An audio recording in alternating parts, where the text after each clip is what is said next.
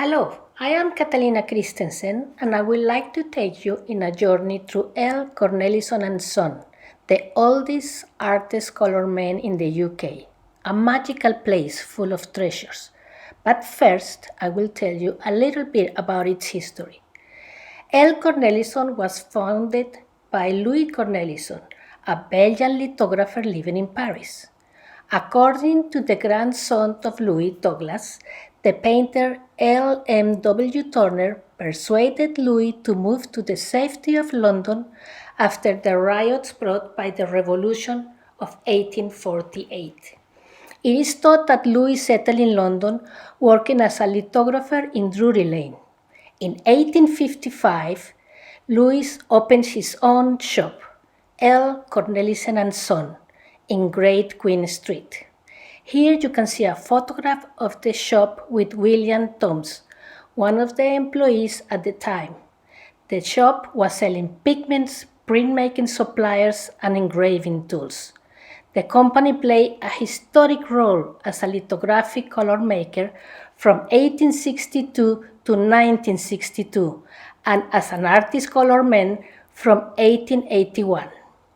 The family business closed in 1977 after the death of Len Cornelissen, but was reopened by Nicholas Walt in 1979. When the lease expired, the shop moved to 105 Great Russell Street, where you find it today. A late century building with an early 19th century wood front with a slightly projected shop window. As you can see, the facade is the same as before. The interior original Victoria cabinets were relocated, as you will see later. The shop window is a magnet of color with display of the incredible products. At the top of the window you can see the drawings of two medals and a family coat of arms. Actually, they have won 4 prize medals in Paris 1867 and Vienna 1872, and also in London 1862 and Paris again 1878. But the window to the right was broken, so the medals need to be drawn again in the new glass. Here you can see all the medals and the family coats of arms. As pointed out by Nicholas Walt, it is the same as Napoleon's. Now, at the same time that we hear from Lucy May, I am going to give you a quick tour of the whole shop in order to get an idea of the atmosphere and size of the place. It is intimate, it brings you back in time. You feel like it has been there forever. Lucy, how did you come to work here? I started working here 4 years ago, and it was only ever supposed to be a little pit stop, and I was just working in the shop, in the retail, doing a few more jobs that led me to kind of work downstairs. And so I was doing things like making the pigment colour charts, decanting lots of ink for our historical pigment range and pigmented ink range, and also working with suppliers for the supplying of our pigments from all over the world. So it was a really interesting job because although I started in the shop, it allowed me to do so many other things, and actually I do really miss working in the shop because the people that you meet and the conversations you have are just so interesting.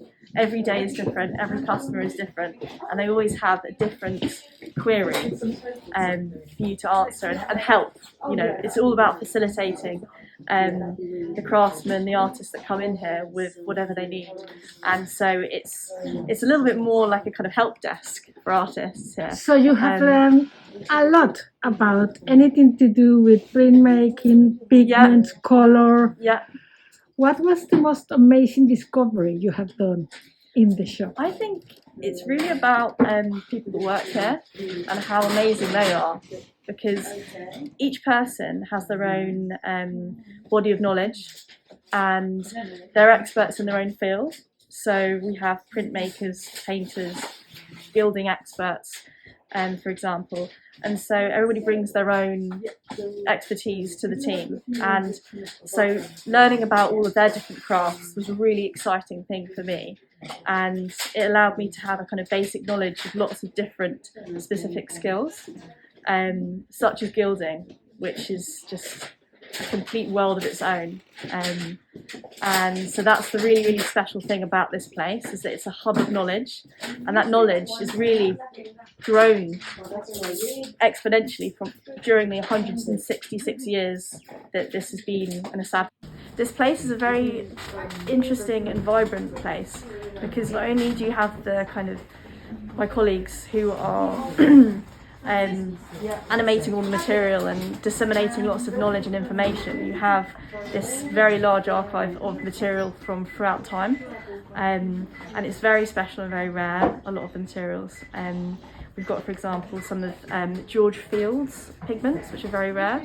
We've got some genuine Indian yellow, Wow. which is Any chance to see any of it? maybe. That will be lovely. I would love you to show us some special Yeah, things that we will normally not see. yeah.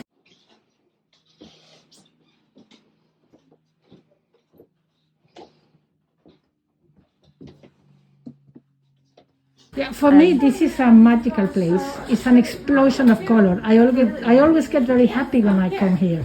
I wish I could just try every single material, because everything looks so appetizing. Yeah. And the possibilities of trying something new are incredible. No, and I like that it has kept, like in the old days, they haven't modernized. They have kept their image, and it has been the same for hundreds of years. And I like that. And they cater for artists, they cater for artisans. I think that's very important, especially nowadays. Yes, and calligraphers, Calligraphers. very much. So, we've got a large section of calligraphy goods, and also a lot of specialist decorators. A lot of our brushes, we have specialist builders come in to do all these different techniques with plasterwork, for example. So there are all these different areas that are used by different people, different craftsmen. So Great. Should we have a little look around? yes. Okay, so So this is our main pigments area. I kind of call this our iconic wall of pigments. These are all the pigments that we currently sell. There are a few more which are maybe even more kind of rarer colours, which we keep. We don't have display bottles of, but we've also got quite a few binders in dry form, gums, fillers, waxes. We've got lots of shellac at the top there. Lots of waxes, because they all have different properties. And most of these materials are used to make different kinds of oil painting mediums, but they're also used as the raw materials for some printmaking processes. And the waxes are often dissolved in solvents to make thick impasto style painting mediums. And then down here we've got all of our oil paints, which are artist quality brands.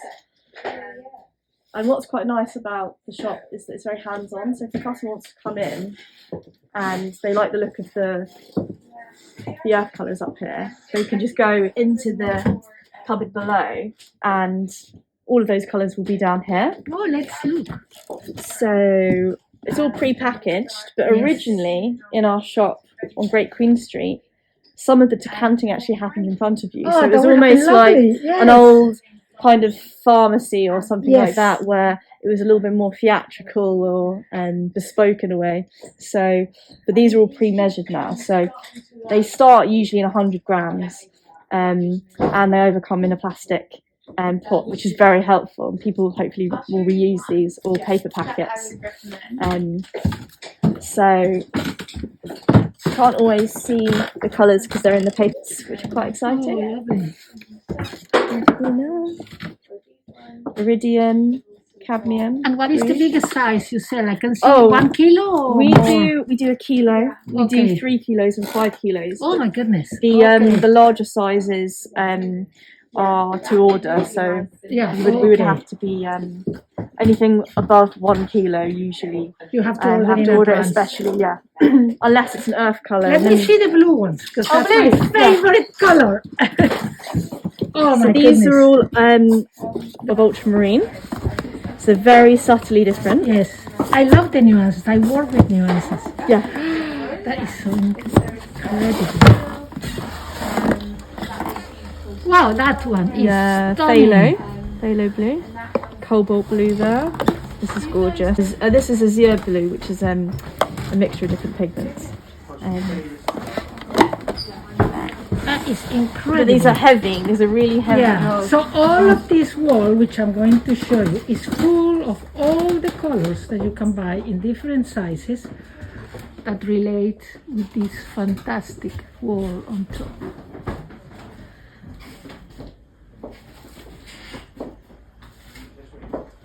Okay, Lucy, I think this place has the most incredible Victorian furniture and they look stunning, and I am very curious to know what is in these little drawers and places. Could you tell me what is your favorite thing here? I love the gold.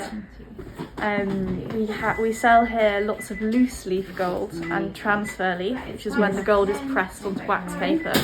And so a lot of these drawers here are just chock-a-block full of lots and lots of books of gold. And that to me is quite magical. But we also have brushes and burnishes that are all used to apply the gold as well. But actually, it's the rarer pigments that I'm interested in. So I'll show you. Yes, please. So in here we've got some smalt, and we have it in 2 grades. We have a dark and a light. It's very subtle. The main difference is the dark is ground less, so it's less fine. It's a coarser grade, and so that actually means that it appears darker as a pigment because of the way the light refracts through the structure of the pigment. So those are two colours that I really like. But this section of drawers all have the rarer colours in. So in number 21, which I remember, is the lapis lazuli. Oh my goodness, lovely. So you've got the light, medium, and then the dark, which is that one. It's very subtly darker. We've got, very, very subtle. This is a beautiful, beautiful colour, that one. I love that color. 19. Oh, we've got Egyptian blue. Oh my goodness, yeah. She's actually a kind of glass. It's called. It's like a frit. Have you used it? I've used it. It's quite granular, but it's a very interesting, quite a soft blue. You do need to layer it up to get an intense blue. Which medium did you use it with? That one, casein. Casein, okay. So, which is a milk derivative. Do you think I could use it with egg tempera? This one? With you should do. Because then you do the coatings. Yeah. Oh, nice. You should be able to. That would be really interesting, actually. We've got some cinnabar, so some natural vermilion here. This is a mineral pigment. It's a really great intense orange. This one's quite toxic though, so you have to be quite careful here. We've got some carmine, so some cochineal. It's similar to cochineal, and blue verditer, which is a copper-based pigment. This one's handmade in the UK for us. So there's just a few. Oh, some rose madder, which is a lake pigment derived from a natural dye. It's a gorgeous pink. What about verdigris? Verdigris, yes, we've got some verdigris. I just need to look where that one is. So verdigris should be in here. So that is the verdigris there. This is a very blue type, very blue. Yeah, because mine gets. I experiment and it's more green. Yeah. This is made actually in a very pure way, so it's pure copper, pure acetic acid. This is made to a high standard actually in a laboratory, and it's ground quite coarsely, so you'll find when you do make the paint it will go lighter. Okay. We also have in here some synthetic malachite, which is copper carbonate. This is a synthetic version of the natural stone, and it's gorgeous. It's really, really nice. And lovely that's green. produced here in the UK? Or? This one I don't know off the top of my head. I'm not sure about that one. Okay. And we've got, and then here, this is the genuine malachite. So you can see it's a lot softer. It's more closer to kind of green earth almost, actually. This is a very, very soft one. So you can see the difference. It's quite large. Yeah, so that is draw number 15. Over in this section, this is where all the gold is. It's not that inspiring though when you look at it in here, because it's just all folded neatly in these beautiful little packets. I was reading that you sell like 36 colors of gold. Is that correct? It's quite a few. Which I thought it was impressive. This is one of the gold leaf charts that we have. This is variegated. Also known as Dutch metal traditionally. It's got lots of different metals mixed in each of the sheets, so you get these amazing techniques. I've never seen that before. Yeah, it's gorgeous. Here's the gold one. Wow. This is incredible amount of nuances. So you've got 24 carat going through 22 to 20, and then when it's mixed with other metals, you get these different colours come through. So you've got the green, white, and then a more kind of warm reddish tone, and then over here we've got the more silvery colours, genuine silver, platinum, palladium, and then these two here, which are gold, but they have quite a lot of silver in with them as well, so they're kind of quite softer. They kind of emulate what low carat golds might look like when they have aged. Lastly, my favourite thing, the quills. Oh my goodness, they are so beautiful. So these are collected in the UK for us by a gentleman, and he cures them and he cuts them. So he cures them in very hot sand.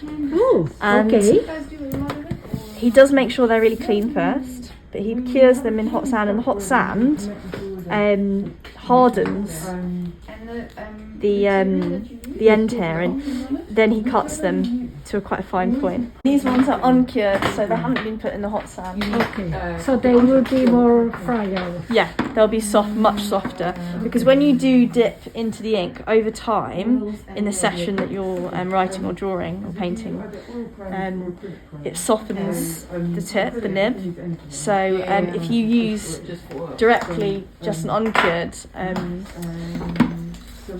feather or quill, you won't get a very fine line, and these are uncut as well. So this is literally just a clean feather. So, Catalina, you've visited Cornelissen many times before, haven't you? Yes. In the shop, what would you say is your kind of most exciting thing to look at for inspiration? There are two things. The pigment wall that we saw before, I always love it. It's this explosion of color. It makes me happy. But also, I would like to see pastels. I love the colors of pastels and the different nuances. So, I believe we are in the pastel section. We are. So let's see what we can find. Oh, I love these straws. Oh my goodness, look at that. So these are Sennelier pastels. They are stunning, the colors you get. That's the blue. Wow. Okay. And let's see. How many brands of pastel do you have? We've got about, I think, at least over 5. So we've got Sennelier, Rembrandt, Unison, Schminke. Oh, this is a mixture of everything. These are pearlescent ones. Oh, a bit bright. You can see that. Oh yeah, they're a bit shiny. How they made them shimmering? Oh, with mica powder. With mica powder. Oh, okay, that makes sense. What's quite nice is all of these, here, these fingerprints all over. Oh, look at the remnants. This is beautiful. It's like a painting in itself. It is. Where did you have more pastels? This is beautiful. Yeah. These ones are made in England. These are the large ones.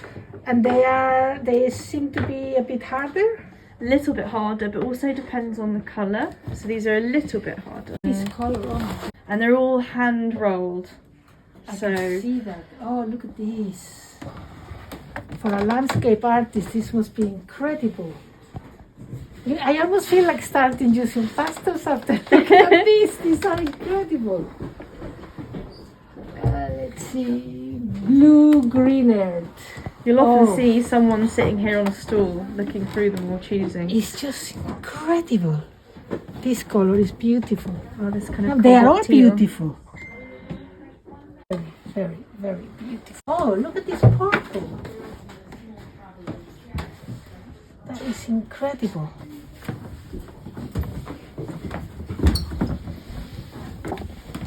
Which other specialist areas would you like to show us?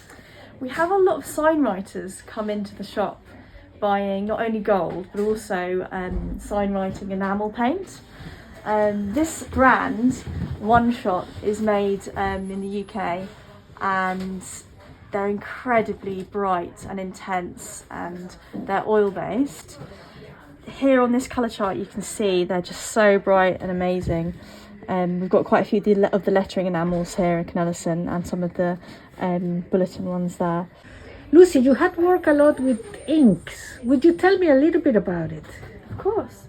So Cornelissen used to sell a range of inks called the Penman Transparent Historical Inks, and they were derived from quite a lot of natural raw materials such as oak galls or other dyes from plants, and they finished making those. So Cornelissen wanted to replace them with their own range, and so we commissioned a special ink maker in Cambridgeshire to make these inks here. And this is the Cornelissen Historical Ink Selection. I'll just go through a few of the names and a few of the kind of materials to get an idea of the range as a whole. So the two that we have here are oak gall, which is a special ink made from tannic acid and gum arabic, and at the top here you can see this gorgeous kind of almost warm undertone to the black that comes through. And so it's made from these little oak galls or apples, which are these, and these are made by an oak tree in reaction to the wasps that actually lay their egg or larvae in the buds, and inside each of these is a lot of tannic acid, and the tannic acid is a material that can be reacted with iron or iron sulfate in a very pure form to make an intense black ink. If you just boil these naturally by themselves, they're just a brown, they'll make a brown ink, but you really have to add the iron, which in some cases historically someone would have just thrown in a rusty nail to get that reaction going. And so this here is a tannin based ink, and so is this one here, which is actually made to the same recipe as Jane Austen's ink. So it's a black ink, but it has quite a warm undertone because instead of water that the oak galls are boiled in, it's beer. Oh, with beer? I haven't tried that because I have made the old school ink. Yeah. With iron, but I had done it with water. Yeah, that's something so else for experimenting. Absolutely. You can do it with beer. You can do it with wine. Will you tell us about these colourful ones here? Oh, okay. So the purple here and the red, they are derived from cochineal. So this is actually a cochineal ink that's had the addition of something that's alkaline added, and that pushes it towards a blue basically, so it's more of a purple tone that you get, whereas this one here is just the pure cochineal ink. Another red we have, which is actually very similar to this, is the Brazil wood ink, which is a little bit more red, and again it's there you go, it's an ink made from dye extracted from the wood of the Brazil wood tree, and the wood is boiled in vinegar with some water as well, and that extracts the this very rich red dye, and then gum arabic is added. There are some other ingredients as well, but it's a bit of a secret. Yes, okay. So I can't say So I anything. don't ask anymore. I love to experiment with these things. I have done a little bit of filming, but I love because you never know what you're going to get. For me, it's a surprise always, and I love that. Absolutely, and that's the kind of the joy of working with natural materials is that they change, you know, according to each year, each season. You never know what you're going to get or how strong the dye is going to be from the starting material. Take for example these two. These are made from the same substance. So these are made of hawthorn berries. So we've got hawthorn yellow and hawthorn green, and the only difference is the green has been harvested at a different time in the year to the yellow. Oh, okay. So you can get two different inks depending on what time in the season you pick them. You can get an idea of the breadth of colours. This is a lovely walnut ink that Cornelissen has as well. It's very deep. So you have that, and then you have... I like to do my frozen ink pieces, Yes. and I use those for that. Oh, that's so nice. Yeah. I got inspired one day that I came to buy a mullet, I think it was. Yeah. And then started walking around. Every time I come, I go out with something new to experiment. These here are beautiful. Oil pastels. They're stunning. Lucy, what do we use these for? These are colour shapers. They're used to blend different media. So they're often used by pastel artists to make a very smooth graduated tone. But also painters use them to move around the paint. They're used by conservators to apply glue in very small awkward places. What are they made of? Silicone. Now we have come to the mediums area, which you have loads. Can you tell us a little bit about it? These are mainly for oil painting. And the mediums change the property of the paint layers. So they can do lots of different things. They can speed the drying time, change the consistency of the paint, the way it handles. And here we've got very traditional mediums that have been used for hundreds of years. We've got lots of different oils as well, which are used to make paint as the binder, but also to thin the paint. It allows the paint to dry slower, and also it will increase its gloss as well. And blending, it helps a lot with blending. This small cabinet on the top contains lots of drawings with equipment for calligraphers. These drawers are a treasure. They contain lots of different pen nibs holders and many different types and brands of nibs. We have William Mitchell nibs of all types, Rouse and Joseph Gillot, and finally Leonard nibs. Incredible collection. This is Philip Poole, penman of London, who had a shop in Drury Lane until the rent increases too much in the 19th, so he moved at the end to the back of Cornelissen's shop in Great Russell Street, where he worked until the end of his life. And now Lucy is going to show us some very special materials. This jar is full of genuine Indian yellow. This is one of many jars from the museum. It's the pigment in its ball form. It's been pressed just with water into balls which originally would have been kind of like the size of your palm. And so this is the balls that have been broken up into these smaller chunks.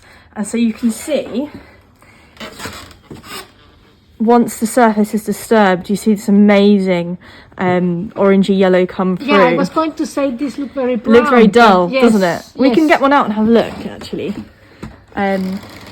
Will Do you want to smell it? Because you know what it's made from, don't you? Yeah, it's made of the urine of cows that were fed with mango leaves. Exactly. Let me see. I'll try. Oh my goodness. What do you think it smells like? It smells like urine. I'm sorry to say. So let's see. Oh wow. That is incredible. It has an incredible high tinting strength, and it's very transparent. But what makes this a really interesting pigment is when it's very good for glazing and thin transparent layers, and you can build up the layers to create this intense. But do you sell loads of these? We don't sell this one. I thought you cannot get them anymore, so... No, we don't sell this one. Okay.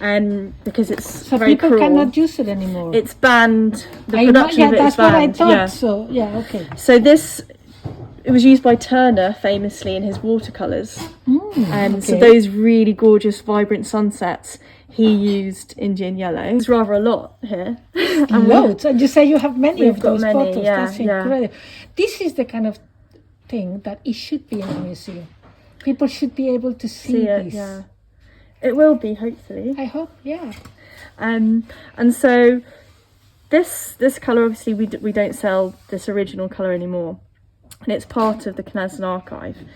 Another thing that we have, just to show you this video, is it looks a bit like a hat box. Yes, I was thinking, what's that? I'm not going to get a beret out of here. Oh wow. This is genuine rose madder. It's quite rare these days to find a rose madder pigment that's this bright. Yes. And so this is actually a Le Franc-Bourgeois pigment, probably from the early 20th century. But it's absolutely stunning. It's so rare to find it. So this is just part of the archive. Part of the archive. Do not sell that. No, we don't sell this one. Right. Yes. The one that we sell now is, in its dry form, doesn't look as bright, but actually when you do mix it with a binder, it comes through. But it's what is? Oh no, it's still a genuine. Oh, it's still genuine. Madder pigment, and this, of course, is derived from the madder plant, the root. And this is a lake pigment, so we keep it out of sunlight because it is fugitive. It might fade over time. What does it say? It just says genuine rose madder. Okay, beautiful. It's quite special in this little hat box. Yes, precious, very precious. There we go. There we go.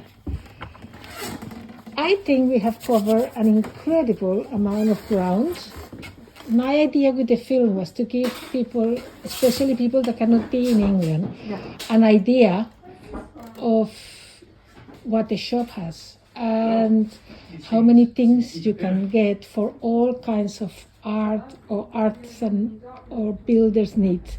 And I think we have covered that quite well. Yeah. So thank you very much, Lucy. So I really appreciate all your knowledge. It's fantastic. Thank you very much. Thank you. So Catalina, you've been coming in here for quite a few years. What makes Cornelissen special to you, or makes the shop this very special place to visit? I love, as I said before, the color. When you come in, it makes me so happy because it's color everywhere.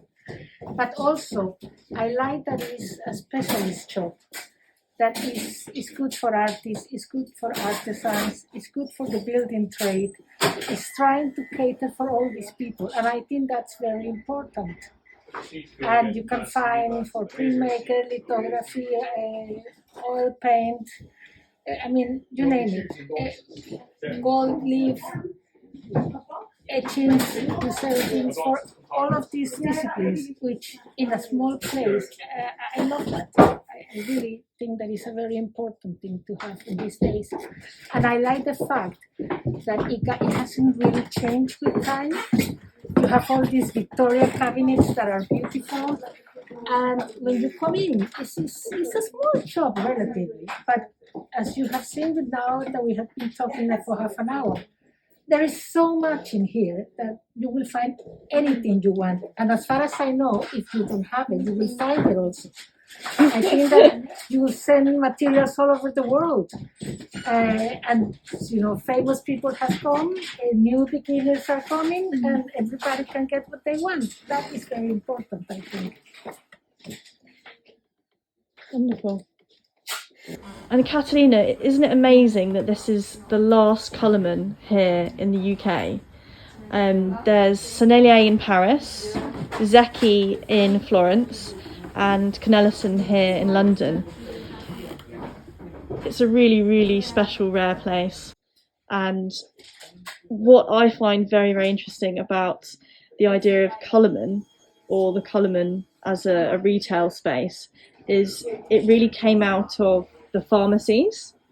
And so pre-Victorian times, you'd go into a pharmacy and there would have been a section for dyes and pigments, because households would have used them in a much more raw form, and they would have had these properties which people would have used outside of an art context. For example, natural earths, like these ones here, clays or iron-rich clays would have been ingested to relieve stomach problems. And so you can see that this shop is very specialist, and it came out of the pharmacies to kind of, as you said, to kind of deliver these goods to all of these different trades and all of these different industries. And that's really fascinating. I think it's fascinating also that people use pigments in all ways, from hundreds of thousands of years ago. You know, they will ingest them for some medical purposes. They will paint their skin to protect them from insects, Yeah. from the sun. And they are continuing with this tradition, which is amazing, I think. Now, before we finish, I would like to present to you 4 questions I posted to Nicholas Walt, and I will narrate his answers.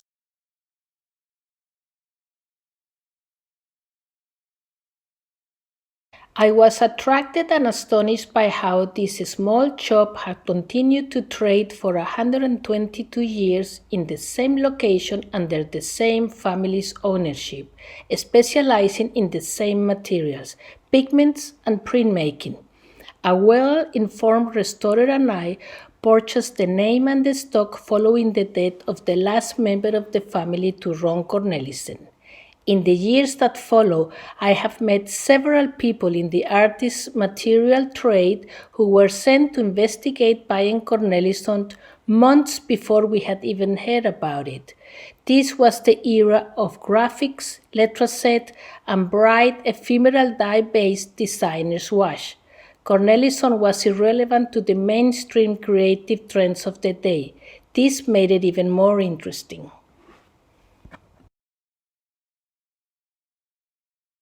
I would time travel backwards to my school and university days and study more physics and chemistry. I will then have the conceptual framework in place to understand the behavior of pigments and mediums. At Cornelissen, we often talk about writing this book, Chemistry and Physics for Artists. We keep in touch with alumni and with their advice away from the daily demands of working in the shop. Something like this may evolve.